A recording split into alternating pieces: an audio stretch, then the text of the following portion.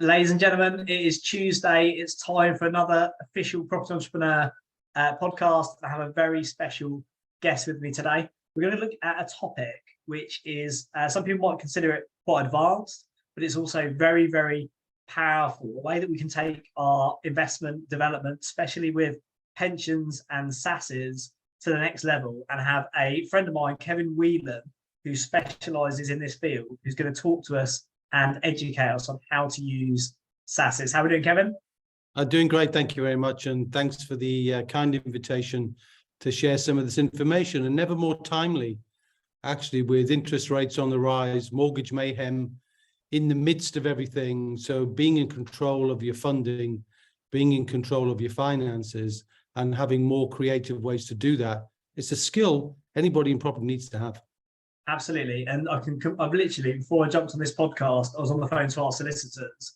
We've got a private school that we're buying, due to complete in about 3 weeks. And basically the finance, the loan to value has already gone down. The paperwork's getting crazy. And we've just said, after 5 months of progressing it, let's just scrap using traditional lending and just buy it with cash. And this is the reality of what happens in, some markets. Otherwise, you're going to lose the deal. So I said to Kevin just before we tuned in, I couldn't be a better person to interview Kevin on SSASs, because whilst I understand what they are and loosely how they work, I don't have one and I haven't used one.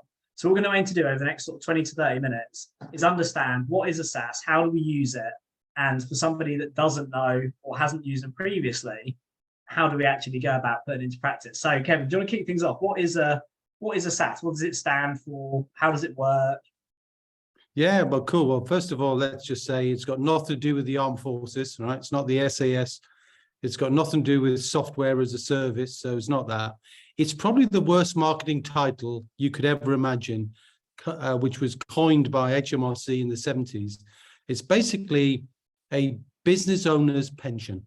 So with the proliferation of property people since Section 24 creating limited companies, little did they know, they now have the eligibility, let's say, to take control over all of their pension monies. Now, you don't need to switch off if you don't have a pension, I get that, but a little bit of savviness can help you tune into the pensions of other people and become a willing receiver of inward investment. In other words, is a rich source of funds from other people's pensions. Now, the problem with pensions, right, is they're grey, they're dreary, and most people don't know what's going on.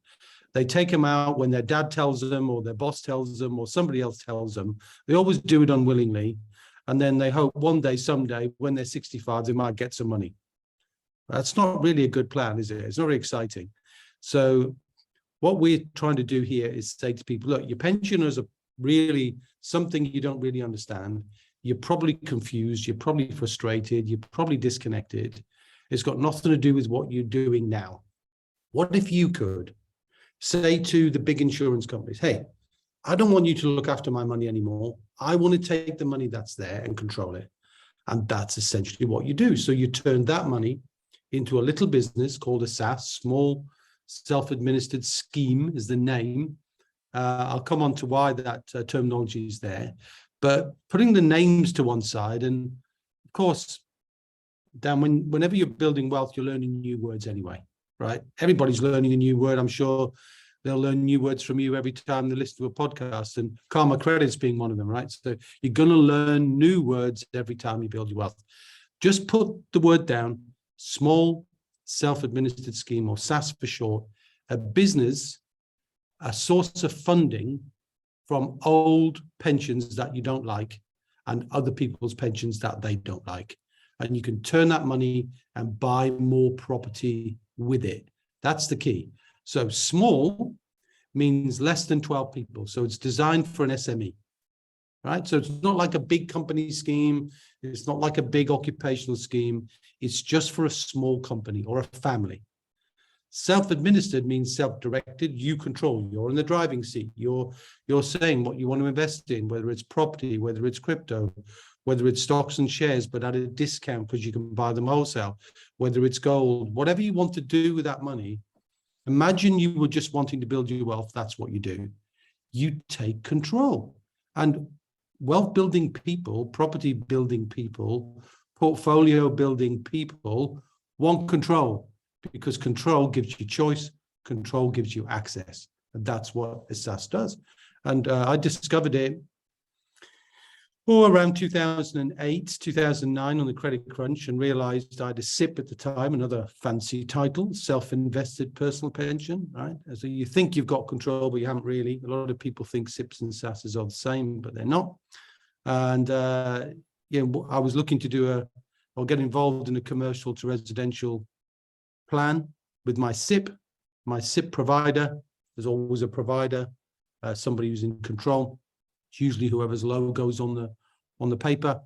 And the logo paper people said to me, yes, we'll do that for you, Kevin. We know you know what you're doing. We'll let you do that. And then just as the project came to fruition, they changed their mind. And I'm like, what? Yeah, we changed our mind. We're not going to do it anymore. No, I'm committed to this. You told me you would do it. Yeah, we changed our mind. And from that day, I said, look, there's no way I'm going to let somebody control my money. How do I not do that? Or how do I take that control? And just revisited all the old pension legislation, and the SSAS, the small self-administered scheme, just loomed large. And it's like, well, okay, so I can take control. I can run my own pension. Yes, I've got to get some knowledge, and that's helpful. You always need knowledge to apply a new strategy. But now we teach that. And now we help thousands of property business owners and business owners get control of their money. And the most popular strategy by far is using that money to either buy commercial to residential projects, or land, barn conversions, pub conversions, anything you want to do and convert it. We've even done a church conversion, Dan. Now, I've heard of being converted in a church, but have you ever heard of a church convert? Well, yeah, you can do that. And you can use pension money to do it. So money you thought wasn't on the table is now on the table, and you can use that.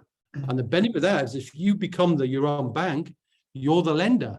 So if you're the lender and the borrower, all that money is staying in your circle. All that money is building your wealth. It's not leaking out to a bank or an institution who's taking that money and they're building their wealth with it. So in short, that's what a SSAS is. Perfect. So if we pull a few key bits out of there for people who are hearing this for the first time. So pensions obviously have a number of appeals. Like you say, a lot of people will just treat them as they're boring, they're in the background, they're not worth anything, and they're either something the employer sorts out, or just something that ticks along and they never take an interest in. That would be a very basic level of understanding. Yeah. A more advanced level of understanding from an investor's point of view would be to understand the benefits of a pension. And obviously, from our side of things, as people that generate net surplus returns, is we can put up to £40,000 a year in. You can also backdate 3 years, so you can move cash out or profit out of your business, not pay any tax now, and move that into your pension. That would be another benefit.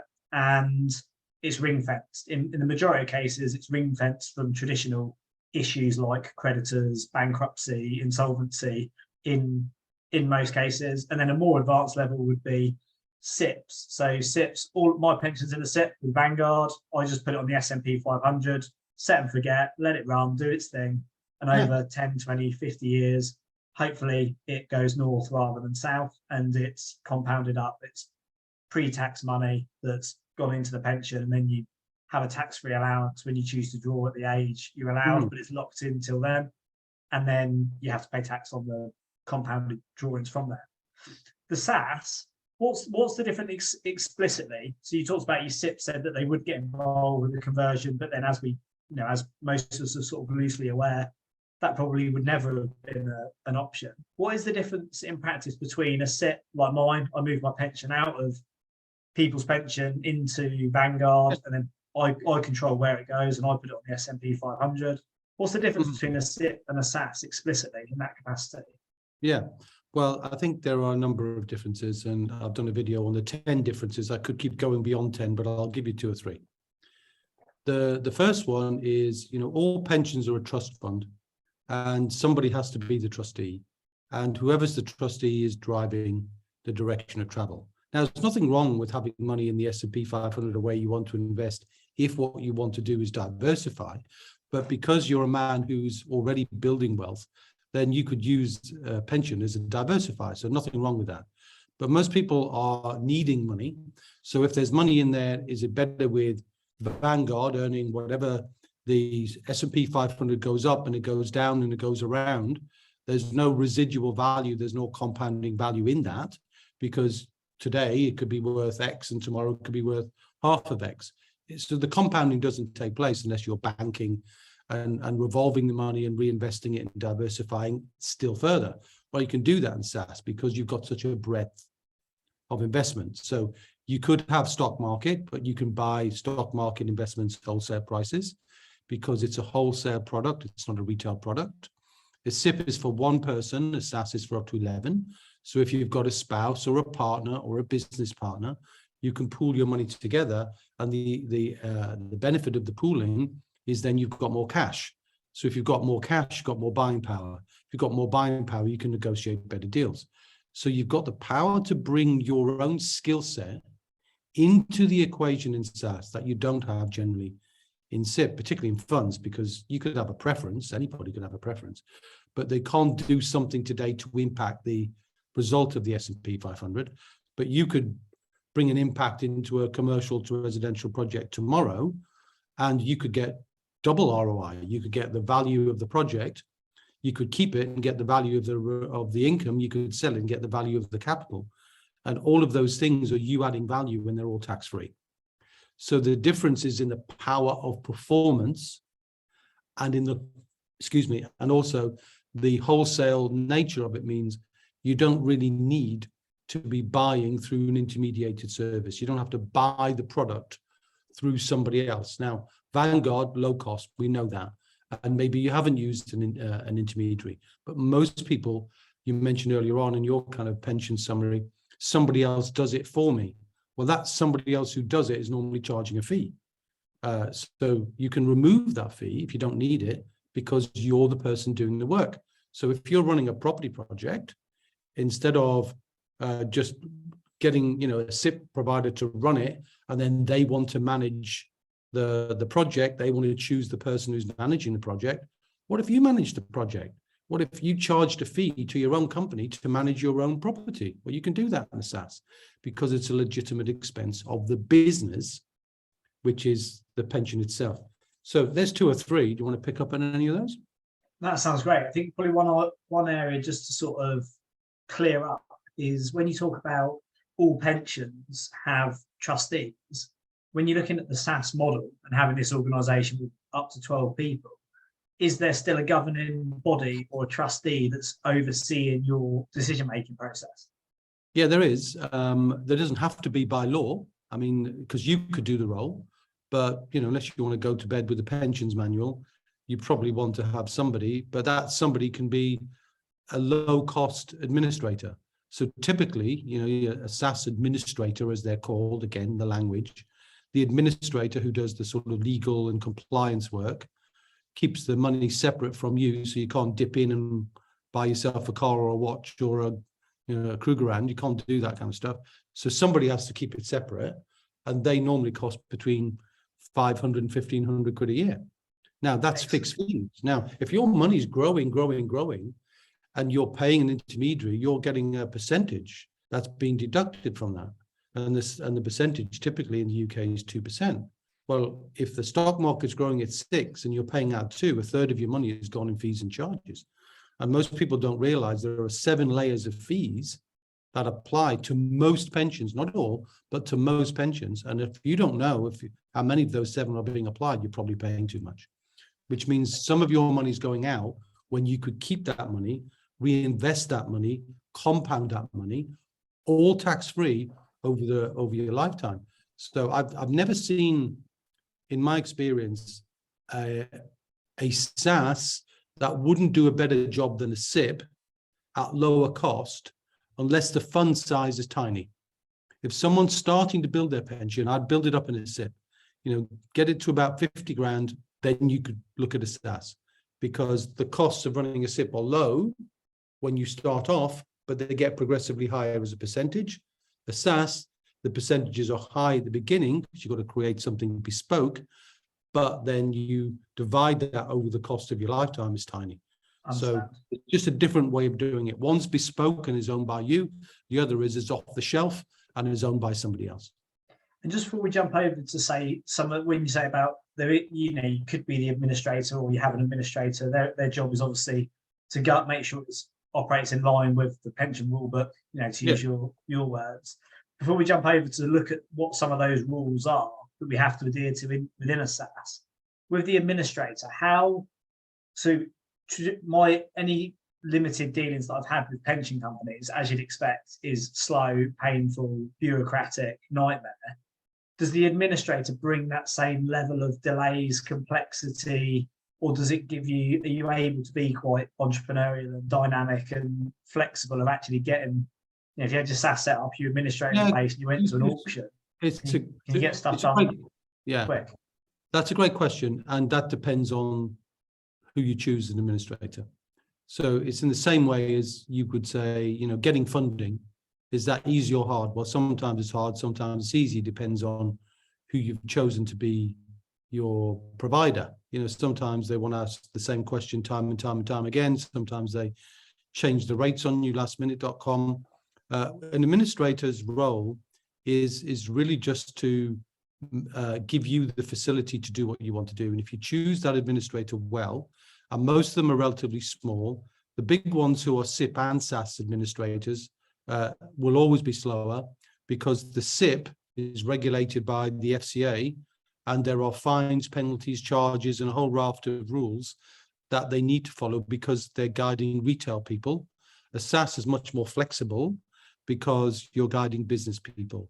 And we have very fast turnaround times, not turnover, in terms of the people that we work with, because we know they're smaller, they're leaner, and they're much more focused on working with property people, where things like auctions, things like getting deals done, where speed is of the essence, can be done. Very good. And if we jump over to the rules now, so with regards to the rules that people need to be aware of to consider SSAS as part of their commercial development auction strategy, what are the sort of the big sort of real considerations around loan to value, security, rates, etc.? What are the key rules you need to be aware of? Well, I mean, first of all, because we know, and just worth repeating, that inside a pension fund, a SSAS in particular, there's no income tax, corporation tax, capital gains tax, or inheritance tax, or national insurance tax, right? So there's no taxes. So, and you get the tax back, as you mentioned earlier on. So if you're redirecting profit, you're getting the tax back. If it's old pension money, you've already had the tax back on that, so you can use that. Anyway, so you've got to use the money for purposes of growing your wealth. That's the whole point of a pension. So if you're going to do that, that's fine. Now, in simple terms, let's say there are three broad strategies, okay, worth sharing. And let's call them buy, bridge, and borrow, okay? So buy means you take the money in your SSAS, and let's say you've managed to accumulate some old pensions, a patchwork quilt of pensions over your life. You put them all in one place. You've got your limited company. It's all approved by HMRC. So HMRC give you a stamp. Boom, here's your driving license to run your SSAS. And let's say, for the sake of an argument, you got a couple $100,000, right? Just it doesn't matter what the figure is. Then you can use that money to buy assets. So what's an asset? Well, it could be the stock market, gold, crypto, property. And as long as you're buying it, you've just got to determine the nuances. So can you buy a piece of land? Yes. Commercial property? Yes. Commercial to residential? Yes. Can you buy number 3 Acacia Avenue? No, because that's out and out residential property. So you can't own that and hold that inside of a pension. It's not allowable. There's some rules about what's not allowable. One is Acacia Avenue type property, and 2 is things that you can wear, you can watch, like a giant TV or a car or a bit of jewelry. You can't have those. A painting on the wall, you can't have those things because they're movable. So the rule is tangible, movable property you can't have. So how do you understand the nuances to make it work? Well, if you want residential property, for example, you could do a commercial to residential. That could work. You could buy an old B&B, that was operated by, let's say, some crusty people who didn't want to go over the VAT threshold, so that they kept it below 80 grand. You buy it, you convert it to service accommodation, and you get a massive return on investment. You could hold that in a SSAS because it's a commercial enterprise. So it's just understanding the differences. So you could do that, a care home, student hall of residence. You could even buy a pub if it's got a flat that has to be occupied by a manager. I mean, there's a whole raft of things. Plus, there's a whole category of residential property called exempt residential property, things where you're providing an element of care together with the accommodation. So we know there's a big demand for supported living, whether that's blind, whether that's children, whether that's rehabilitating from all sorts of things.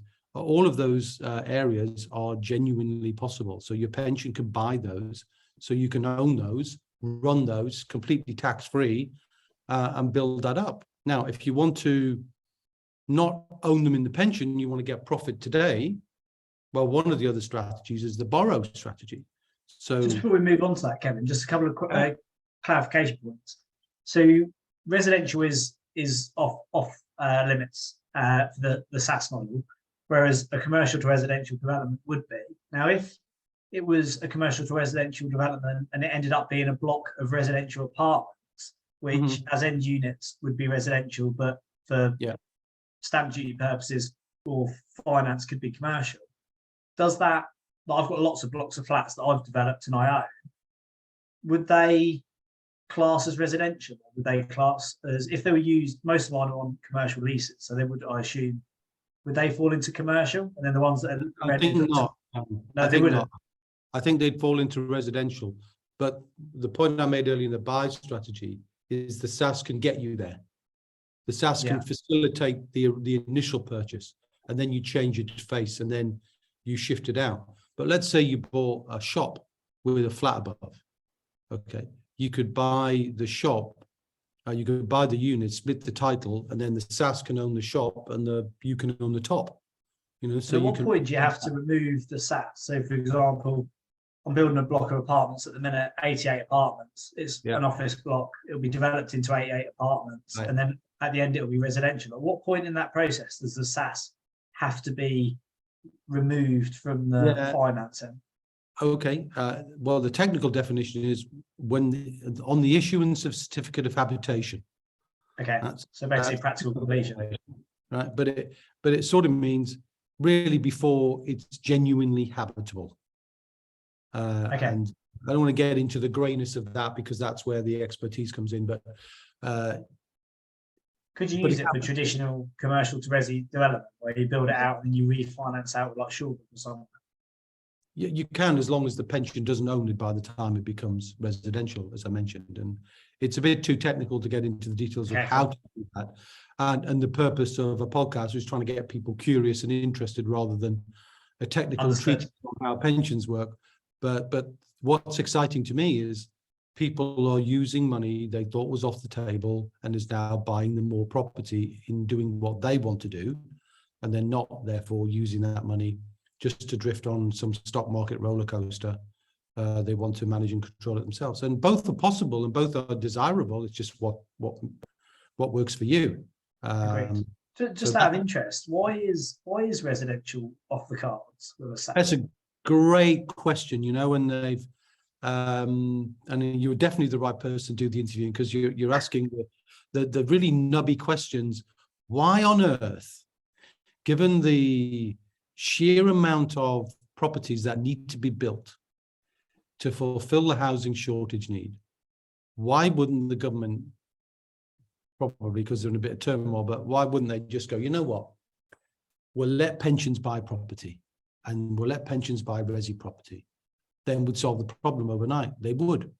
But their fear, I think, because they looked at this once before in the 90s and then changed their mind, another U-turn, I'm afraid.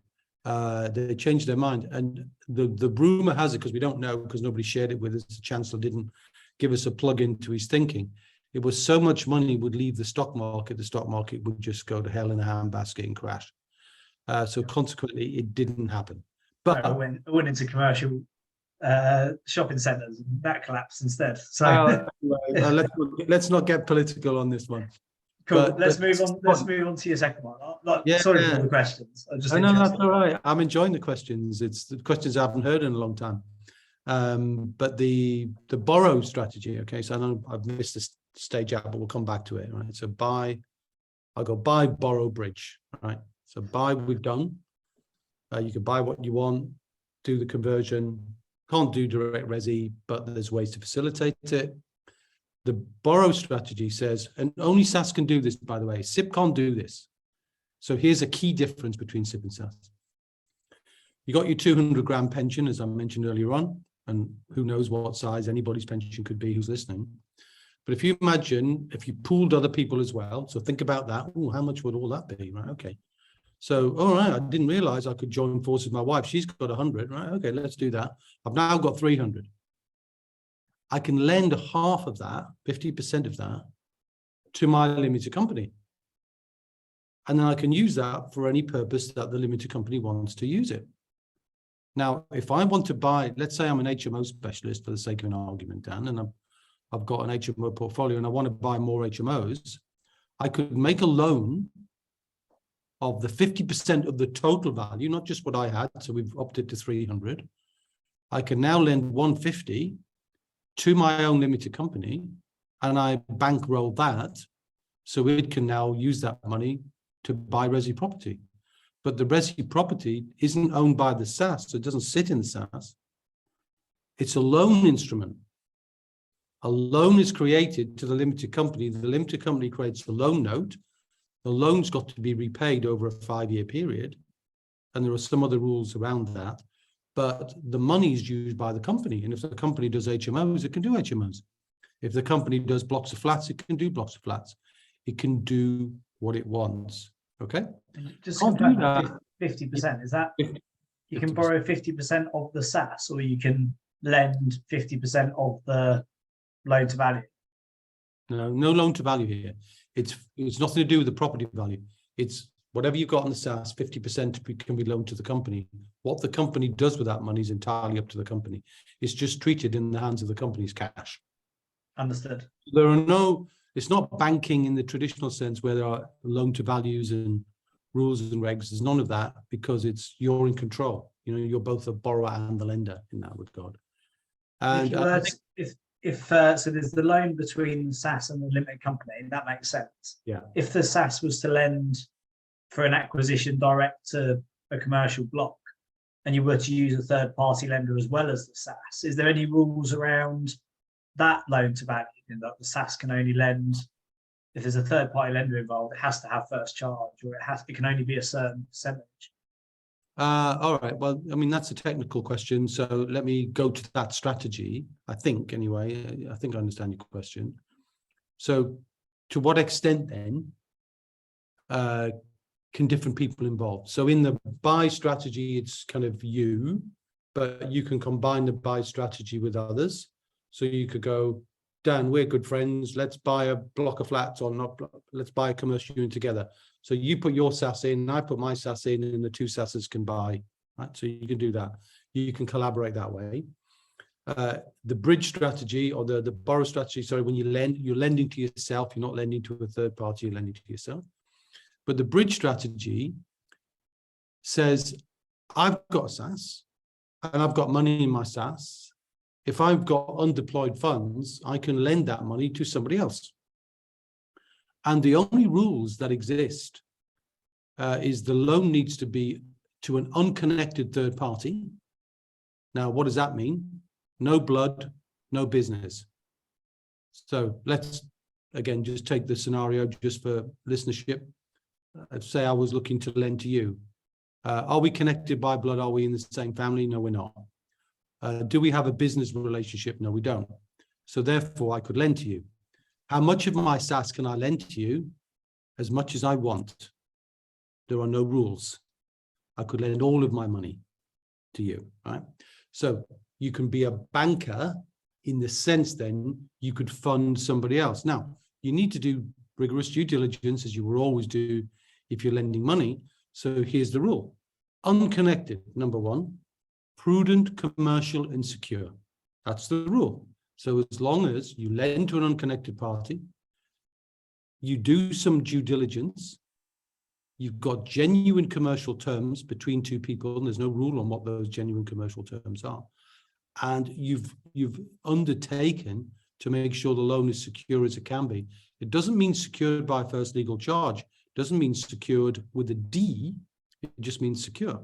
So let's say you and I being best buddies at school, we couldn't be because we're so different in age, but imagine we were for the sake of an argument, and I've known you for 30 years, that could be all the security I need. Let's say we're in the same community. You know, we've been on the same training course. We've been involved with each other for 12 months. I've seen what you do. You've seen what I do. We resonate. We share integrity. I could lend to you. That could be all the security that I need. Now, that might not be what you would want, but that's all you need in law.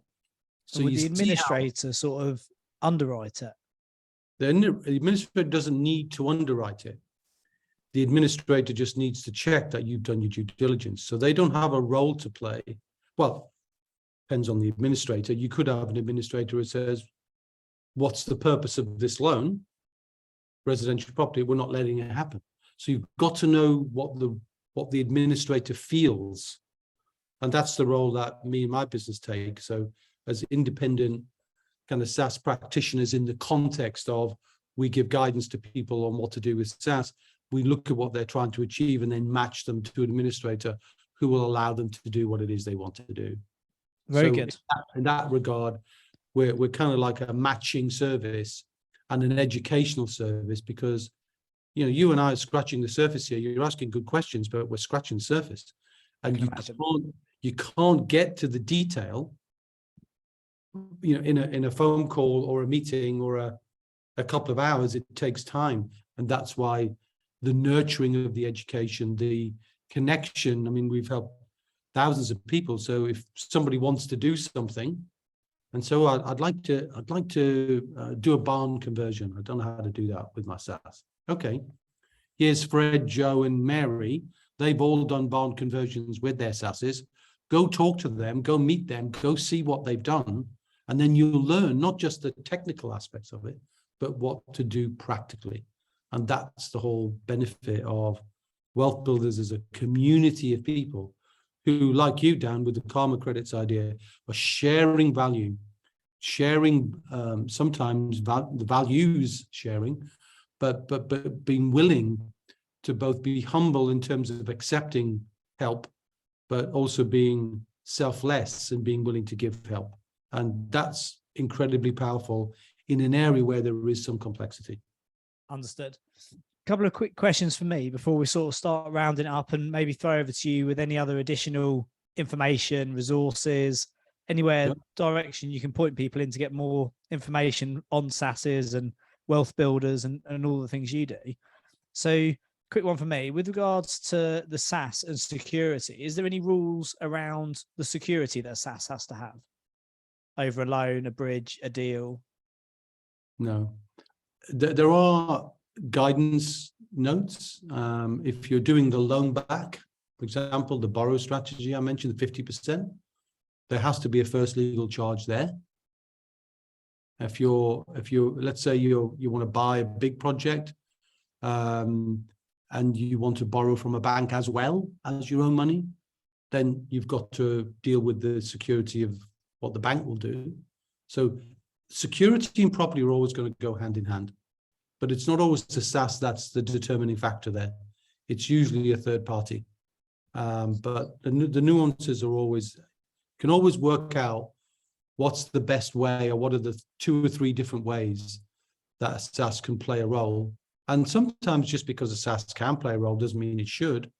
But I think increasingly, with more interest rate rises, with more challenging lenders, if you can become your own bank at the same time. I was interviewing one of my coaches last night on a WealthBuilders event, and he said, you know, he's a ex-Lloyds Bank banker. And I'll try not to do the Yorkshire accent too badly, but he said to me, you know, the biggest realization was, I used to work for a bank, now I am one, and I love it. you know. So he loves the fact that a sizable pension pot from an old banking career of him and his wife combined together, and now having left the bank, is completely financially independent from the use of that money, which has doubled or tripled in its value compared to what it would have been had he just left it under the control of the bank. Now, he's done the work. I don't claim any credit for that.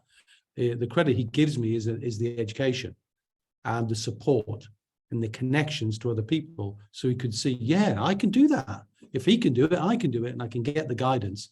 And that's really what this is all about, isn't it? So it's like what you're doing as well, is helping people get the confidence and the permission to do things that probably on their own they might be a bit fearful and not do it. And all I'm saying to people out there is, if you've got some old frozen and forgotten pensions, find out where they are. There's 10 billion of lost money in the ether, you know, just floating around. People have forgotten about their pensions. That's huge. You know, that would solve the bloody housing crisis. Yeah, absolutely. As well. You know, could they repatriate that? Yes, they could, because all pensions are linked to your national insurance number. So in a kind of a little bit of technical work, all pensions could be matched back to the originating owner, but they won't do it because the industry makes too much money. They've got a special name for them. They're called orphan pensions. Can you believe? So they're orphaned, they're little babies looked after or not. Makes a lot of sense. Profit is kept by the industry. So yeah, a lot of money out there. Claim it and just explore, if you've got a limited company, whether a SSAS might be right for you. And that's Indeed. all I would ask anybody to do. Couple more from me with regards to rates. So if people are looking at, they're considering using their pension into a SSAS and then lending it out to people, and also people who've got deals that maybe don't have their own pension or their own SSAS and are thinking about borrowing the money. What rates? Obviously, it completely depends on the deal, but what sort of range or what average would you typically see if you're using a SSAS investment or you're using SSAS capital? What sort of rates would you normally see? Well, I'm going to hesitate to give rates on anything which is broadcast, because I've seen everything, right? And what I normally see, so I'm going to spin the question a bit more and say, if you can learn as a developer, property owner wants to get money. I've done a podcast on this, and I would signpost that to anybody who wants to know. You know, if they reach out, I'll send them a link to it, which talks about the 5 different ROIs that private investors want. And the more of those you can give them, like knowledge, return on intelligence, like a great story, return on impact, like a brilliant relationship, return on interaction, and you can do those things, the amount of the cost to borrow the money is normally 25 to 30% less than what you're thinking, because you're giving them such an enriched experience. And I've now working with some developers saying, you know, I'm actually going to fund everything from private investors, because once you build that relationship, you don't have the underwriting problem, you don't have the rate negotiation problem. You've got a relationship that you're building and nurturing over time, that as long as you understand their problem, and what's the problem of a typical person with a pension?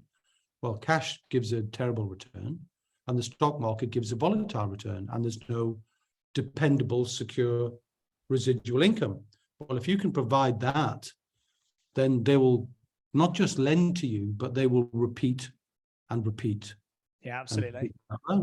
For anyone who sort of underestimates the value of that, for the last 8 years in our development, we've only really used private capital, like our own cash and investors' cash.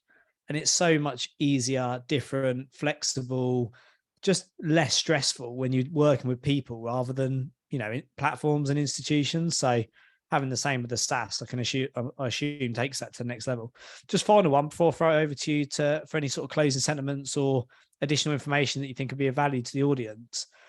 Thinking about sort of case studies. So I think I mentioned to you previously, we're doing a roll up of a portfolio of private schools at the moment, where we're looking, and with the traditional market just disappearing right now, would SSAS be an option? So this one we're completing on in a couple of weeks. I'm buying with my own capital, but moving forward, we buy the building, the school goes over to OpCo. So PropCo has a 10-year lease a business that's got 40 years trading That's history. Would a yeah. SaaS work for purchasing that property? Perfect. Entirely SaaSable, 100% SaaSable. Excellent. Well, that'd be worth having a conversation, because it'd be good to know what the rules are, what the rates are, because that, I can imagine for a lender, a 10-year guaranteed lease at a fixed percentage from pension money would be very attractive. And also from our side, it's in a time when the market's changing, it would be a win-win. Very good. Kevin, over to you for any closing sentiments, anywhere you want to direct people. You mentioned a podcast there that perhaps people could get a bit more information on. Where would people get those things from? You were a guest on that, weren't you? Which was great. And we'll definitely get you guesting back to promote Karma credits. And I think I was fascinated by your podcasts on that. Yeah, I'm an old seasoned git, right? And I often think, well, I probably know quite a lot, and the wisdom expression can show that. But I listened to your Karma credits when I was on a dog walk, and when I'd finished, instead of just having my earphones on, I thought, I'll put this to the test, right? Because this young Dan Hill is teaching me a thing or two. And I just engaged with a lady on the walk, and I helped to load some bricks into a car, and she was lovely and got to know her. And then when I went into the coffee shop where I had my coffee, the guy, I said, I'm outside with my dog. He said, what's your dog's name? I said, it's Alan, named after Alan Shearer, because I'm a Newcastle United fan. And he said, oh, I'm Michael, nice to meet you. We shook hands, and he brought treats out to my dog. It's amazing. Like, that's never happened before. And all I did was take a little leaf out of your book. So we'll get you back to talk about that. Thank you. I think the podcast is called Wealth Talk. So all one word, Wealth Talk. And the episode that, if people want to understand how to be completely irresistible to private investors, is number 74. Like you, I've done a lot of podcasts, and I love doing them. I love giving value out there. But if anybody wants to know about SaaS, there are some complexities, but don't let the complexities put you off, because we can guide you through that. I'll probably create, Dan, for you a landing page, just so that your own people can get access to some videos, some written information, maybe a podcast. So however you like to get information, read it, listen to it, watch it, you can do that. I'll create a little kind of little bag of tricks, a little sort of special magic bag for you, and I'll put it under a landing page called wealthbuilders.co.uk/property entrepreneur. How about that? There you go, ladies and gents. Anything SaaS, Wealth Builders related, check out wealthbuilders.co.uk/property entrepreneur. Amazing. Kevin, you're a gentleman. Really appreciate the insight there. And it answered a lot of my questions around SaaS. So as and when the time arises, you will be my first port of call to put that into action. And thank you for the value that you gave on the podcast, and also those additional resources you're going to put together. So thank you very much. With people reaching out, apart from that landing page, where can they find you on social media, things like that? Oh yeah, so find me on LinkedIn, Facebook, and wealthbuilders.co.uk. Any way that you normally do things, just reach out. We'll be delighted to help you. But always mention Dan, so we know where you heard of us, because we always like to say just a nice thank you for nothing other than, hey, one of your listeners reached out to us today, and that's always nice to know. Amazing. Kevin, thank you very much. I wish you the very best. Have a great week. And listeners, I hope that's given you everything you're looking for as an introduction to SaaS. Very, very powerful mechanism, and Wealth Builders and Kevin Whelan would be a great place to start for some more information. So I wish you the best, and I'll see you next week for the next episode of the official Property Entrepreneur Podcast.